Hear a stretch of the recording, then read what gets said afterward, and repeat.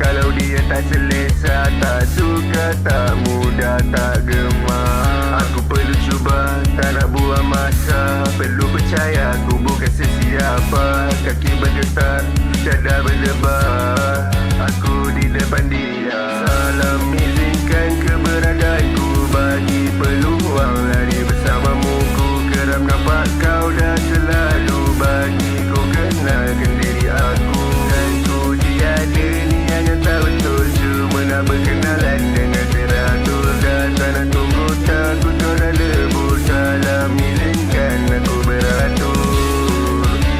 Jika ada yang tunggu, menunggu kamu, dah cukup waktu bagiku kenalkan aku.